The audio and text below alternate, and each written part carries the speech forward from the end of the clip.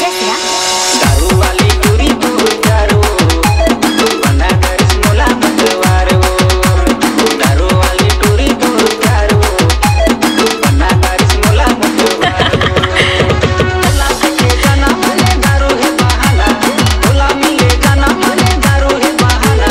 संडा पिहाना तोर गलिया ना जाना रे दारू वाली पूरी दारू बना कर मोला मतवारो दारू वाली पूरी दारू बना कर मोला मतवारो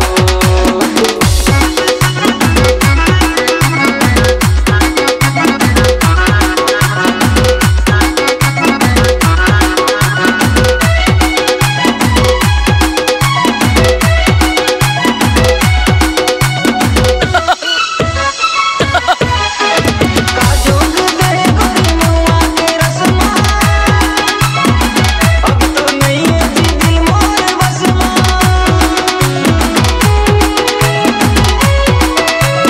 डीजे मुरली काजोग दे गोरी मुआ के रसमा अब तो नहीं है जी दिल मोर बसमा अब तो नहीं है जी दिल मोर बसमा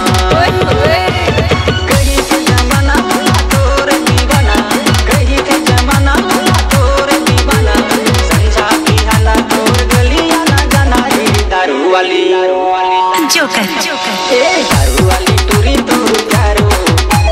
बना कर मोला मतवारो दारू वाली टूरी तो दारू बना कर मोला मतवारो भोला देखे जाना मने दारू है बहाना भोला मिले जाना मने दारू है बहाना संडा पिहाना तोर गलिया ना जाना रे दारू वाली टूरी तो दारू बना कर मोला मतवारो दारू वाली टूरी तो दारू बना कर मोला मतवारो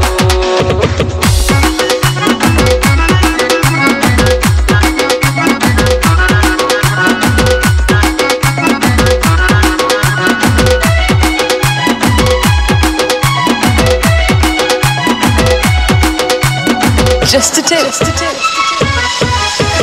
होशमा होता दारू के नाम लेबे अगर बहक जाऊं तो मोला नाम लेबे